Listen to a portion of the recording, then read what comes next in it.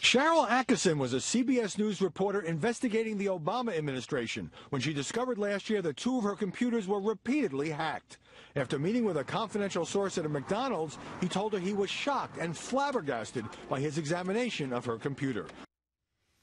The ancient Chinese adage, or curse, depending on your perspective, is, may you live in interesting times.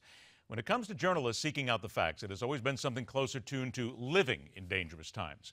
When those in governmental power flex their muscle and invade the personal and professional lives of reporters to scare them, sway them, and maybe even something more insidious. Our next guest has decided no more, and will now go head-to-head with the Obama administration in court, determined to prove she was a target and may even still be in the crosshairs of those assigned to wreck her credibility. It's a pleasure to welcome back to MidPoint veteran broadcast journalist, award winner, former CBS News correspondent, and author of the book Stonewalled, My Fight for Truth Against the Forces of Obstruction, Intimidation, and Harassment in Obama's Washington. Sharyl Attkisson joins us. Sharyl, pleasure to have you on the show. Happy New Year. Thank you. Happy New Year to you. What is it that made you finally, what was the breaking point where you said, that's it, I'm getting the attorneys, I got to take this to the courts? Well, it evolved slowly. It wasn't really exactly like that. I had people stepping forward when they heard about my situation and offered to help and started advising me on what options were available and what we could do based on the evidence that we were gathering. So I followed the advice of the lawyer who offered to help me with this case. He's a terrific lawyer who's fearless and not intimidated.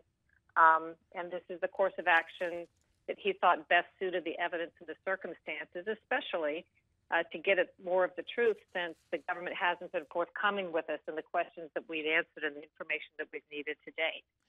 Sharyl, you used the word intimidation in there, and as I pointed out for reporters over the years, it has always been the fear, maybe the threat, if you will, that whomever you're investigating will use intimidation to stop you from telling a story. From the time that this started until today, do you still feel any intimidation from the Justice Department, the Obama administration, anyone still trying to pressure you to back off?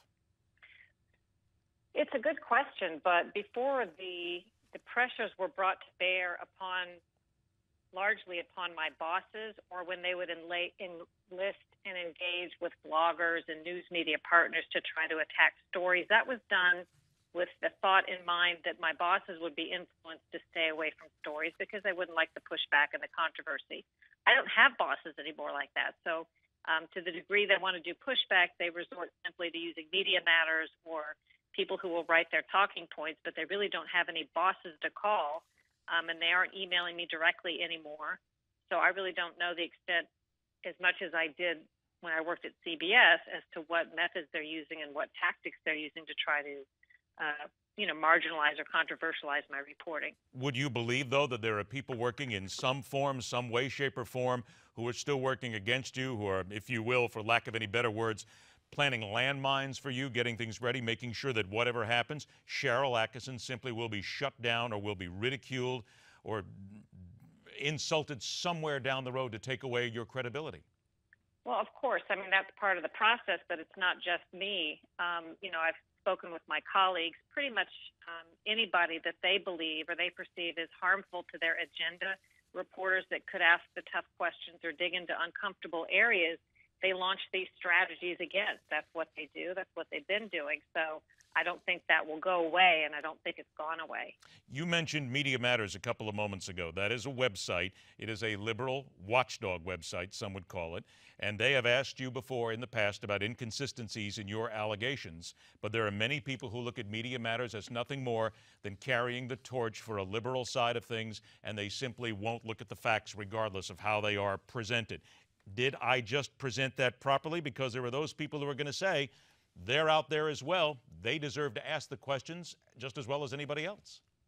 Well, and they are, but they're more than what you say. They don't deny they're a liberal watchdog group started by interests very close to Hillary Clinton. They've been rewarded, one of their former people, with a position in the Obama administration. They speak, in my mind, directly on behalf of the Obama administration, very close to Hillary Clinton. They repeat the talking points from the government or from the administration, sometimes verbatim. You can compare what the administration will send me and then what they'll put out. Often factually incorrect, usually mischaracterized. They have an agenda. They're not a media watchdog group in the sense of some neutral organization out to get the facts. They're an agenda group, a propaganda group. Would you call them just a make bunch no of media mistake, hacks Make then? no mistake that they have a goal, and there are no inconsistencies in my accounts. They may claim there are, but I don't read them. I don't answer them, because it used to be when they enlisted me for help, when they used to solicit me to do stories with them, because that's what they do with reporters before they decided that I was harmful to their agenda. So often their material was so wildly incorrect, and I think they know it's incorrect, so it's not like a mistake. It's that they're perpetuating false information.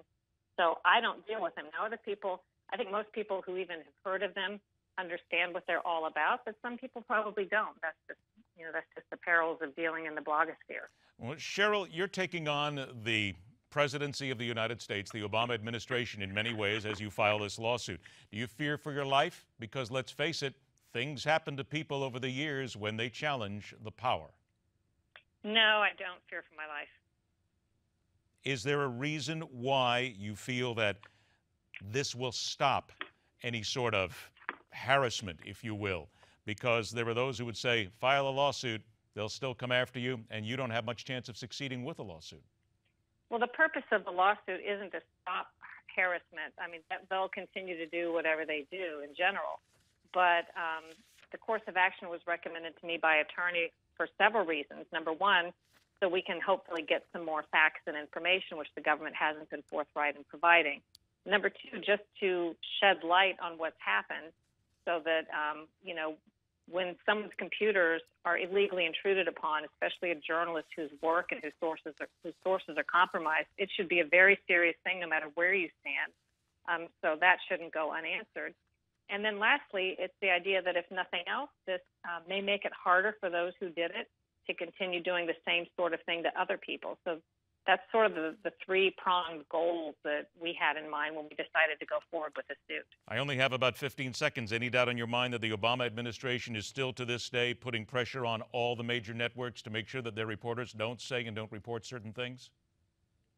I think they're doing all they can to shape the news and to stop negative reporting, as they have done, and I don't think that's going to change. And I don't think it's unique to them, although they may be more aggressive by pretty much every account, including New York Times, USA Today, and others. They may be more aggressive than others, but this is something that's been done for many years. All right. Sharyl Attkisson, we thank you so much for your time. The book again is Stonewalled, My Fight for Truth Against the Forces of Obstruction, Intimidation, and Harassment in Obama's Washington. We'll continue right here on MidPoint.